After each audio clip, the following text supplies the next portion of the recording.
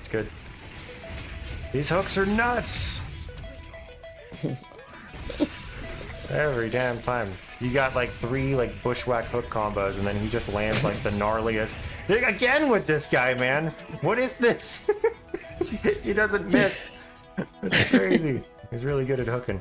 That's like the strange thing I think about your bracket, is you're gonna get these people that are like stupidly good at very specific things in the game, you know? And then other people that like buy mana regen on Lich and don't know, or like Jakiro that puts a sentry down and then just doesn't kill the ward. You're gonna get this like weird stuff, so it's hard to identify like what's good and what's bad, right?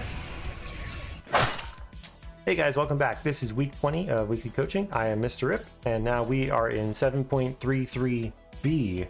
So this patch has been really big. The whole meta is shaken up. Every single hero is different. So I'm sure we'll have some questions for today. Louis, what's your MMR at now? 1482. 1482. Okay, so around the same area. And how has the patch been so far for you? I lost a couple, like maybe won a few double MMRs back, and then it's like 50-50. Like, I don't know, some games I think I played well, but like we just lost still. But then sometimes it's like, oh, I kind of did bad. How do you feel about your heroes after the patch? Like Lion, for instance, do you feel like he's around the same level? Not. He's better. Like, he's like, I think he's actually better. And then Hoodwink's semi better. But then like some items got nerfed, like Windwalker, which is like but like, so like she's basically plays the exact same. Yeah. But then say games what you don't, you can choose like the other facet to like help out, like if the person who cuts trees down is like, if they've got like say like a timber or something. For sure. Where you can just instantly shoot and then like get the tree off. Right. Oh, that's cool. Okay. You feel like there's value in both. So you've only played like a couple games. Lion, some Bounty Hunter, some Hoodwink. Did you have one of these in particular you wanted to look at or you had questions about? I think I got like in the Hoodwinked one, I in the Bounty one I ganked like early around like the 6th minute. We did get the kill, but like, and then then on the Hoodwinked one we was killing a lot in the lane. Okay. Like, and I did gank again as well, but then like the person did die, but like he got the experience at least. Okay, so what questions would you have right now? Like what do you feel like you need to work on now? Because last time we were working a lot on ganking, on like moving around the map. Yeah, and we said experiment with different skill and item builds on the same hero and look to make good synergies, be able to explain your thought process on the build. So we could apply that if you want to like look at your last Hoodwink game and maybe we can use that. Okay, so let me download this one. So so give me your thoughts on this one while the replay's downloading. I was like, they're like tanky heroes, like, so I'll get the I was gonna get the, what's it called, Urn, just to like play it, and then it was just like later I got Boots of Travel because I realized like there was no one pushing the map, and like even when we got kills, like it was just like we'd finish off, no one pushed. Yeah. So I was like, okay, then I'm gonna keep lanes like pushed up at least, and then just keep being able to join team fights and like stun. Okay, for sure. But we didn't finish the vessel. I think the vessel would have been good here for sure. Oh yeah. Okay. Any thoughts on the lane? Here, let me load it up. Any thoughts on the lane here or anything like that? I think I did decent in the lane. Like, I kind of like controlled it a little bit. Like every time they showed, I like tried to get a stun off and like push hooked and like killed them. Okay. So that was like kind of good. I don't know if I left him too long when I went mid. There was like, but then I was like, it's a free lane, like, so I didn't want to like give it up and go back. Okay. But then I was like, because like it was like I was debating if I go back, we definitely kill a lot more, and like Pudge gets like more like flesh heaps. Yeah. But then I didn't want the XP to just go mid, so I ended up staying mid for a bit. Sure. Yeah. We'll have to look at it. So there was a question of should we have gone mid or not? Basically, that's the first one. Instead of like going back to the Pudge if nobody's mid. What other questions would you have? What were you not sure on, I guess? Like I thought my build was okay, but I don't know if like you would have thought like it was okay. Like I don't know. Yeah, these items seem fine. These seem fine. I would say if you're this close to the stick, so 195 gold, I think it's better to just start with the stick instead of one of these branches. Oh, okay. I don't think I get sticks like a while. Okay, for sure. I think I'd also assume that you're probably against like Jakiro Drow, so it's maybe not even a good stick lane. So yeah, I kind of like not getting it as well. That makes sense to me. One thing I would be careful about, so when you go to block this camp on the left here, this is really easy to deward, to both block your camp and deward your own camp at the same time. Yeah, I think he puts his ward there and then I deward his. Sure. The way this kind of should work though is that as soon as when he chooses to do this, so like let's say he was like really good, right? He would choose to do this in a moment where you can't contest it because you're like over here or something, right? So then that means he sentries, he blocks your camp, and he catches yours at the same time. So basically, you only want to do kind of like this instance right here. I don't know how the hell he doesn't kill your sentry. That's crazy. but you can see how this is supposed to work, right? Oh my god, this is all right. So specifically with Jakiro, I want to point out something. Jakiro is extremely good at dewarding now because this little double attack he does. His double trouble. He beats every support when it comes to dewarding because he just throws out 2 attacks. He basically has like an Echo Saber all the time. So the way this is supposed to work is he's supposed to put his sentry down, see yours, and immediately run over it, and he throws an attack right now, kills your ward, and you don't have a chance to do it. He gets off 2 attacks before you even get off 1 attack. That's how this is supposed to work. So, the point is, basically, we're not going to worry about what this Jakiro did, but basically, the person that's putting their ward down second in the corner has the advantage, because then they're catching the person that did it first. So, for you, if you're putting your sentry down, you want to put it in the opposite corner. So if you put your sentry over here, this ward doesn't reach it. Or if you put it over here, the ward doesn't reach it, right? And if he's going to put his ward down first, he should put his ward over here or over here. So that if you go do this ward, trying to like, let's say he warded and it blocked, and then you're like, oh, I'm going to unblock it. So I'm going to gamble that he put it over here. So I go block his.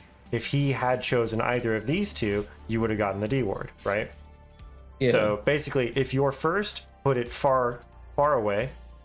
If you're second, you can afford to gamble and do this close one. And if you can't afford to gamble, you don't have to do either of these. You just put it right next to the box, and you see the whole box anyway. Okay. That was a lot about that. That's the first thing. Second is, we gotta be careful about this. I want to see how this goes. So that's all good. Okay, where are we gonna walk in?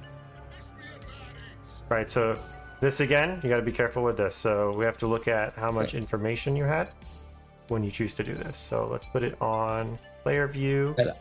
I don't think I saw like anything. Okay.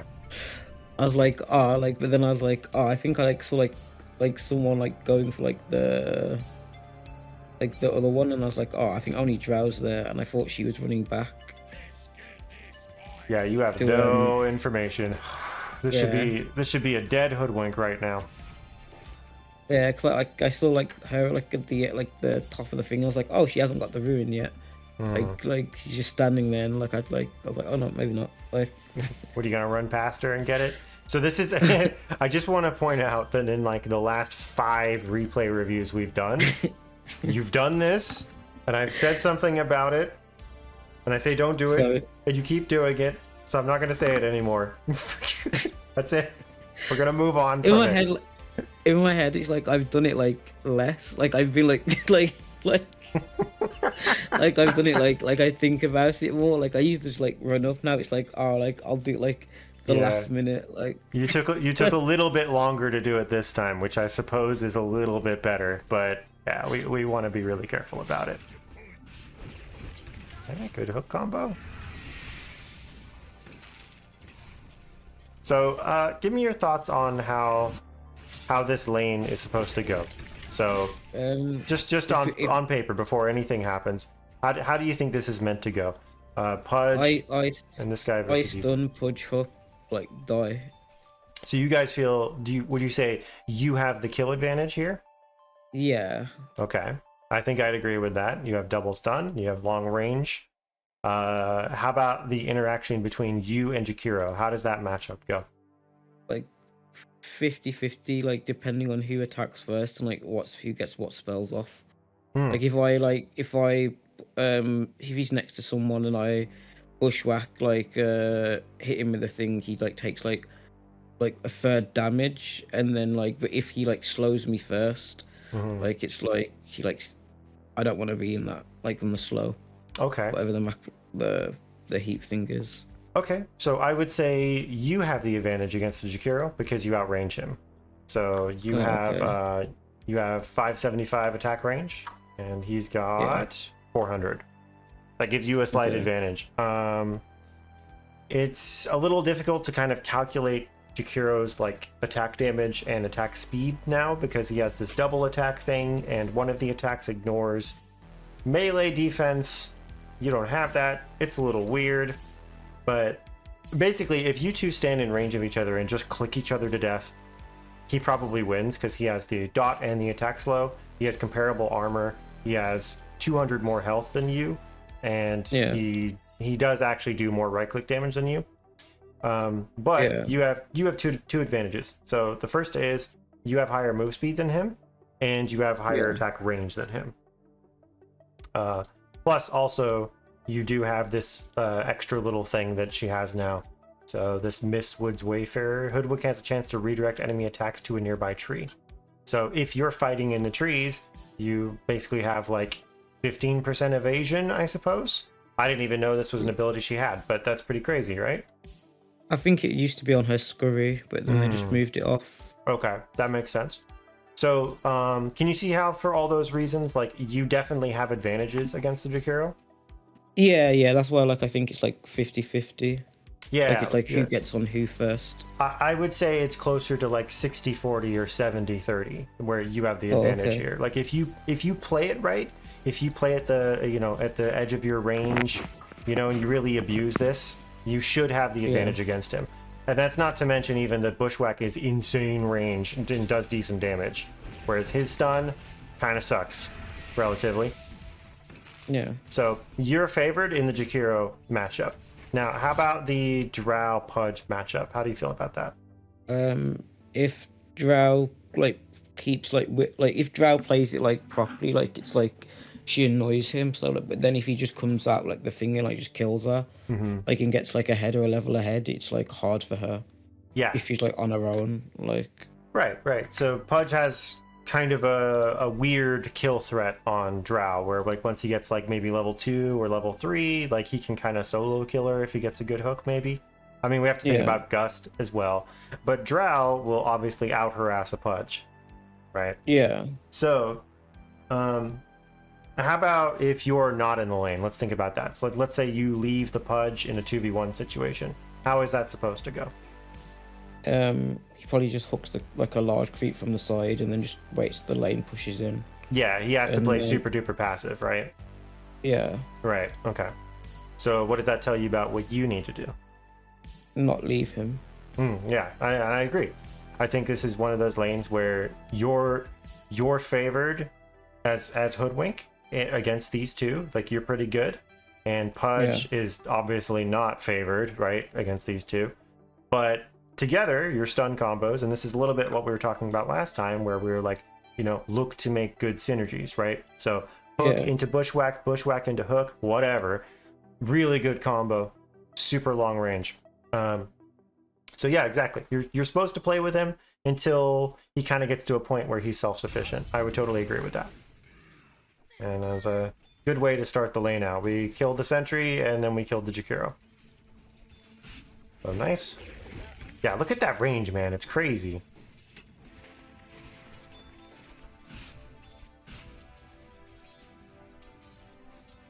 So, okay.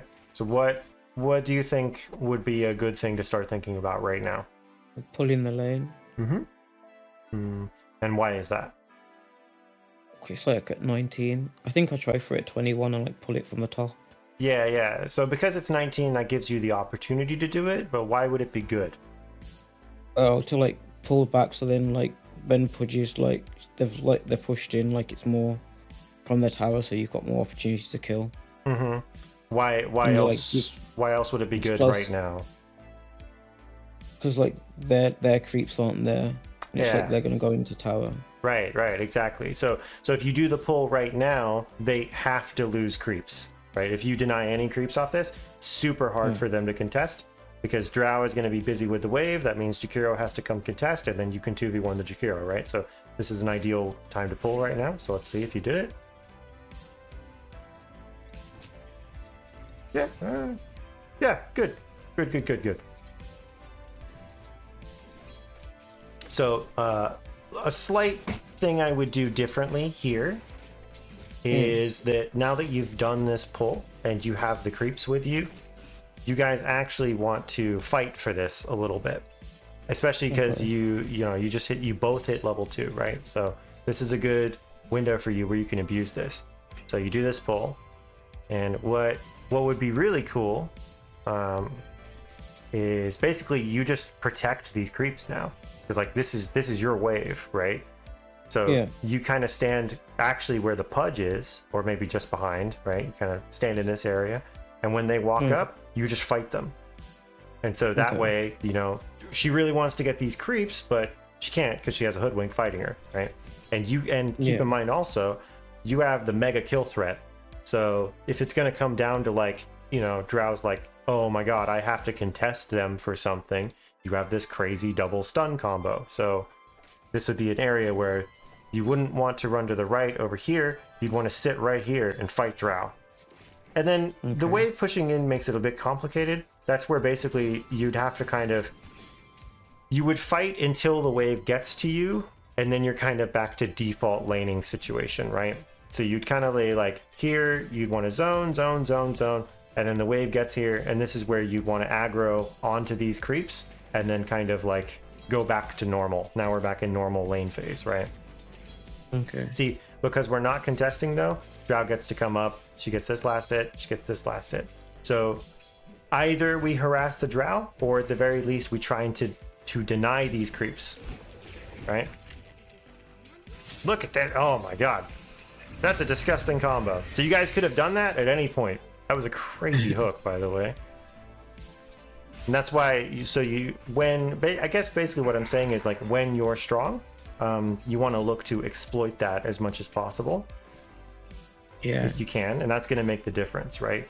Because basically, like, this whole series of events, you know, Jakiro fucked up the camp block, didn't unblock, you know, they have this kind of like really passive lane. Jakiro's like not unblocking, right? You're doing all the things you're supposed to be doing, and he's not doing the things he's supposed to be doing. You guys are getting kills because of crazy hooks, basically. But it should kind of even look even worse for them. Like, they should be kind of like really hurting right now, if that makes sense. Yeah. Yeah, because you've done all the work to have an advantage, and now you need to actually like follow through on the advantage, right? And that would also extend to securing this Lotus, you know? That's the next thing. Yeah, so we don't want to be back here, we want to be here, right? So it's good. It's pretty good. You're you're playing better than these guys, but there's room for it to be like even better. You get what I'm saying? Yeah. Yeah. Okay, cool. That's a decent bit there. Any questions about anything so far? No, I think I'll just be more like a aggressive, but like type thing. Yeah, yeah. And then these situations too. So this is kind of a minor thing, but it can be hard to remember this. But see, while Jakiro is dead,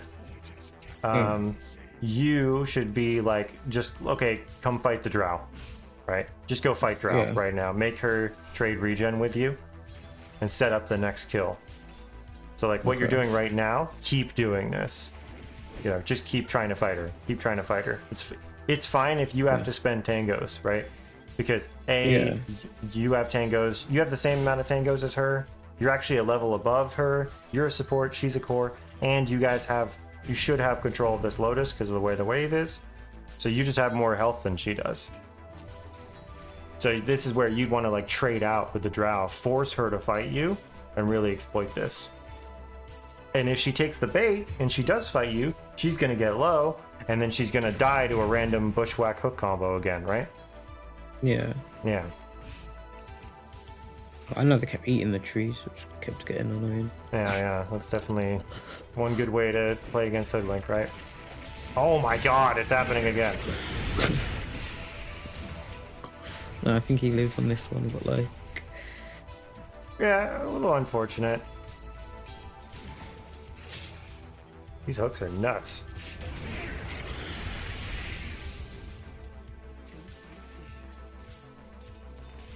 I haven't got to go back at this point. Like I had like no mana. Like... So yeah, so this is a little too early to go back. So what I would do differently here is that basically I was thinking if I go back I can go up for the 6 minute, and then I can go there full, because if I go like that I'll be like garbage. Yeah, I think if it were me, I would instead, what I would do, because I have the Sage's Mask and I have these tangos. These tangos are enough to get you to full health. Okay. So I would just pop the tangos. Maybe I'd send myself a Clarity or a Mango, or I would turn the Sage's Mask into a Ring of Basilius. And yes, I don't have mana, but at least I can still be here and throw right clicks and stuff like that. And over a little bit of time, you know, you'll have enough mana to like cast another spell. Like you're 36 mana right now, you got 2.1 per second. So, you know, do some math. How long does it take to get to 70 mana, right? So like what, 15, 18 seconds, right? 18 seconds before you have enough mana. Now, I'll be honest, I'm not doing that type of math in my head when I'm playing. But it is worth noting, like, if you've bought a regen item, use the regen item, you know? Like, you don't have to back right now, you have regen. So you have to play passive. You don't have to go home though. Okay. But I kind of like your thinking on like, okay, I'm gonna run home so I can like then make a rotation to mid. The reason why I would say in this instance it's not super relevant is that neither of these heroes have a bottle anyway, so it's not like you're gonna like refill Viper's bottle, which would be a reason to maybe make this movement. You actually don't need to worry about it here. It would be more impactful to just stay up there with the Pudge and do stuff there. This is good too, though. I mean, coming and killing Underlord, that's nice. But remember also what we said a little bit about, like, if we leave the Pudge alone, he can maybe get into trouble. In this instance, so here's the 10th dimensional chess, right? Yeah. So the wave ends up pushing into Pudge, and he ends up being safe. So my question for you would be, did you know that was going to happen? I told him like I was gonna go back, and then I told him I was gonna go mid first before I was going back to him. So I didn't know that he's lane too much though. After like, I looked like very slightly, and then I was like, "Nah, I'm going mid." Right. So this can potentially blow up in your face, right? So let's say Jakiro gets a good pull off, then the wave is not going to be in front of the tower for Pudge, right? Or, you know, maybe they do a good movement and they like 2v1 him, right? Because remember, he's susceptible to them 2v1ing him, right? Like we established that already. They can just slow the shit out of him and kill him, right? So when you're not here, you can't protect him. So it's sort of only okay to do this where you run home if you like have to run home because you're completely out. Other than that, like if you have the opportunity to stay in the lane, you should try and stay in the lane. So, I mean, what ends up happening is that there's 2 range creeps to 1 range creep, and they're not doing anything about it, really. They're not trying to like pull or do anything weird, any aggro or nothing. They're not doing this pull. So Pudge just gets to have the wave in front of him, kind of because they didn't do anything. Yeah. Right. Had they done something, this would not be the case. Okay. Is that all making sense? Yeah. So this is sort of where we need to kind of identify the difference between like what's kind of just good and where things are working, or maybe you're getting lucky because of like the people you're playing against, basically, you know. Okay. Where they're giving you opportunities, or they're not punishing you in the way that they should be. So you kind of get away with stuff that shouldn't really, you know, work, right? Yeah. Yeah. Just all stuff to be mindful of, right? So okay, but in this instance, let's see. So let's back it up a little bit.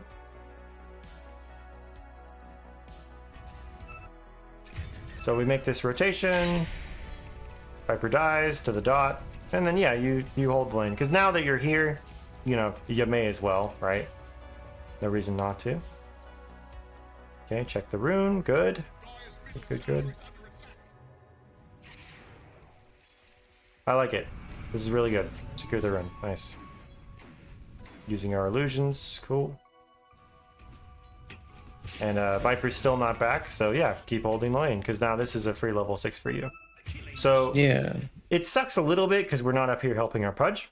Yeah. But also, I mean, I agree with you. I don't think you should leave this lane open. Yeah. I think this is totally fine. Yeah.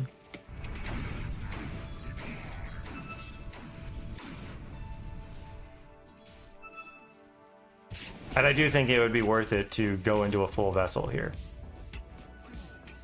I think that would be good against Underlord and Wraith King and Tusk, especially because Wraith King has innate healing. You know, that'd be good. Yeah. One thing you can do, obviously I can't tell if you did it or not. When it comes up to the 7 minutes, you're busy in mid, right? So when the Wisdom Rune spawns, you can just tell Pudge, hey, go grab the Wisdom Rune. Or you can ping it, and you can ask like, hey, Lich, can you grab the Wisdom Rune? Or whatever the hell, right? Can anybody go grab this? We just want to have it. So if you're paying attention to it, even if you can't go for it, this can be an opportunity to like tell your team, hey, go do the good thing, right? Yeah. Okay, so we come back to top as soon as Viper gets back. I like it. Oh man, if that one hit again, that would have been crazy. Yeah, like the creep just went in the way. Is it? Yeah, I do think you might want to start just sending yourself more clarities. Yeah, you're kind of having. There you go. You just bought some. Yeah, you're sort of having mana problems. Yeah, it's just because I normally get the I normally get the Falcon Blade, which is more mana regen, I think. Okay. Makes sense. Yeah, make sure you're keeping up on that. And I think actually this would be a fine game to go Arcane Boots. Because, you know, like, Pudge is going to need mana, you're going to need mana, Slark's going to need mana. Right? It's definitely a good way to help out your team. It gets a little weird with the Lich, because this Lich is buying mana regen. It actually doesn't, like, work.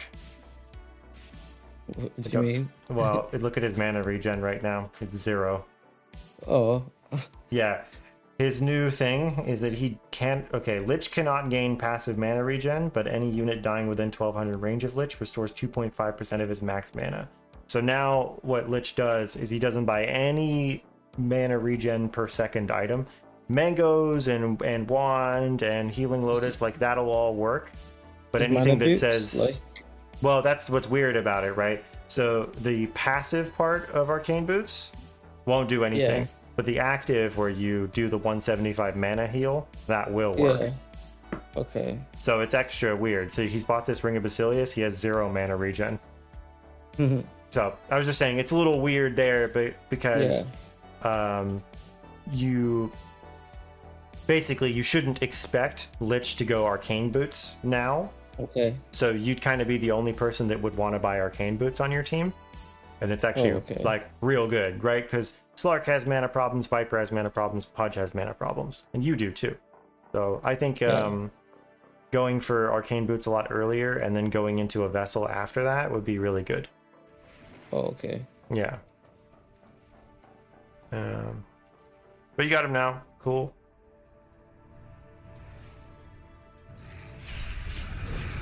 Nice. Good combo.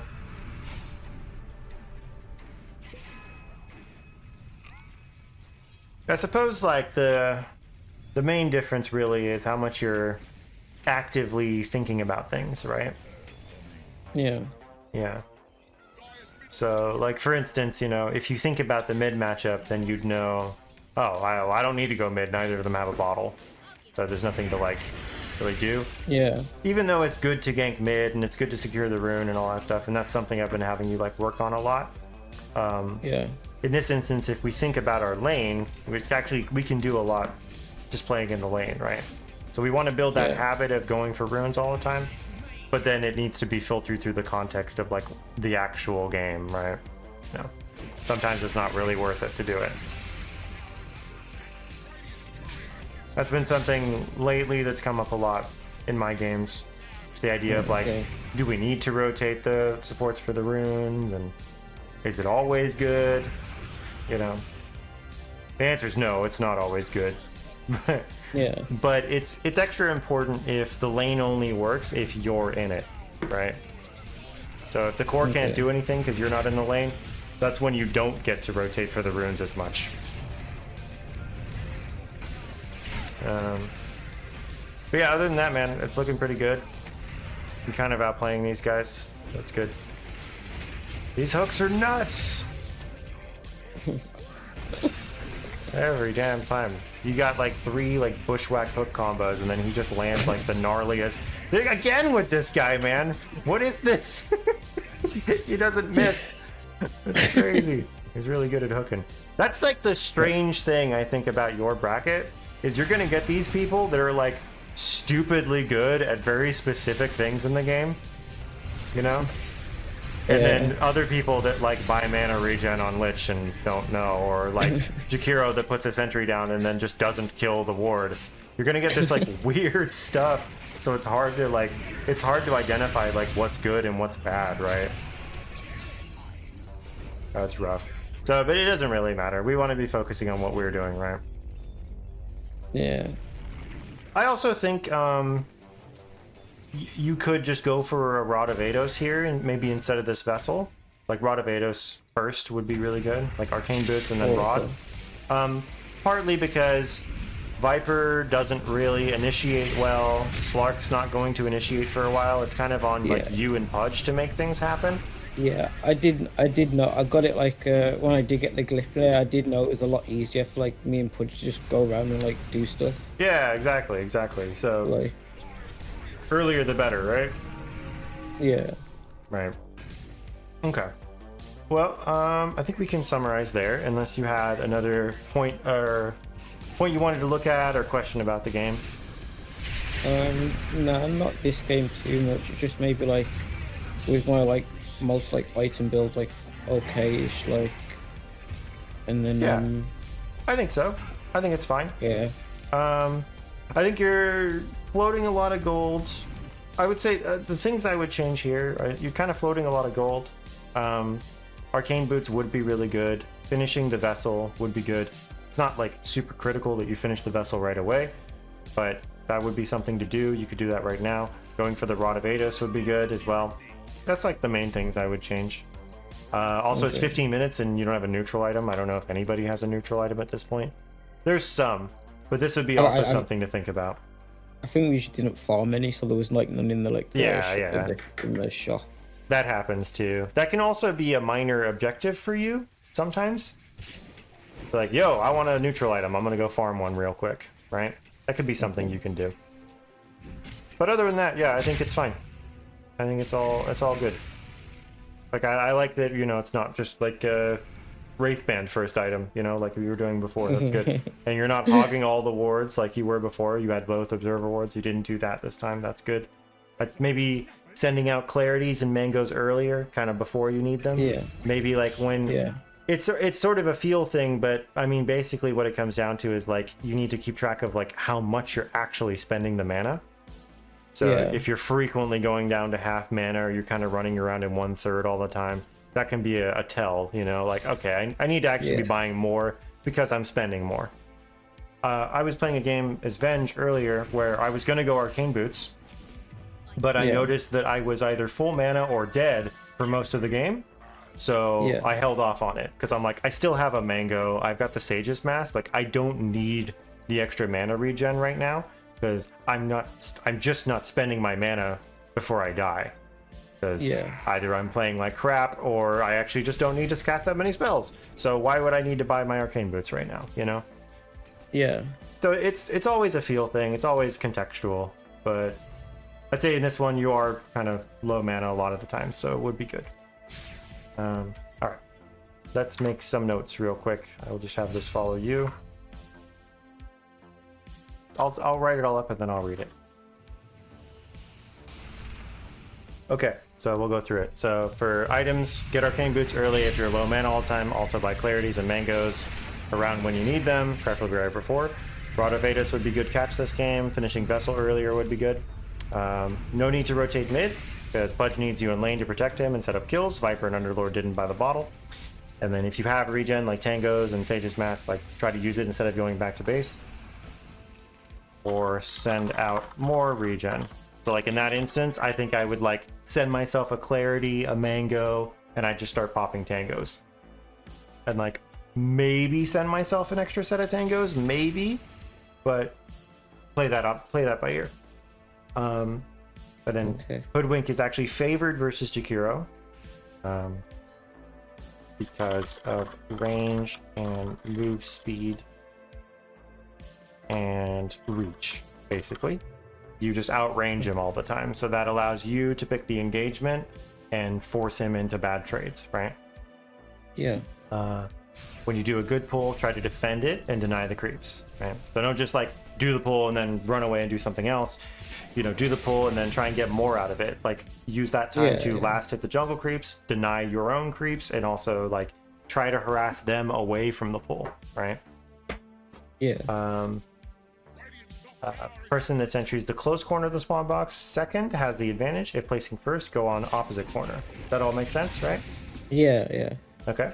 And then big improvement on lane phase itemization, and you secured the 6-minute rune and good bushwhack combos and kills, and good job controlling the hard camp.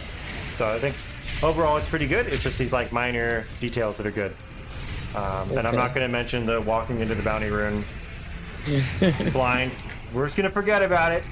But other than that, like it's looking good, man. Like you're outplaying these guys, so should be climbing. And then also, obviously, like we have the big patch and everything's different and all that stuff. So my best advice for that is if you really care about your rank, it makes a lot of sense to go sort of relearn heroes before jumping into ranked. You know, make sure you at least like know what they do, because like obviously, you know, this Lich didn't read his thing, so he just did the same build, right? And you don't want to run into that. You don't want to run into a situation where you're like, oh, I didn't even realize that my hero does this now or doesn't do this anymore. Oh, right? No, I've gone through like all of them, and then I listened to all like the facets and like what they like have and like do. Okay, yeah. So you've done some research, yeah. Yeah, I think like someone had like a 3-hour video of it, and I just watched it. Nice. Okay, so that's good. Yeah, as long as you're doing some research first, that's fine. Yeah, for sure. Or anything else, or should we call it there? Nah, I'm fine with that.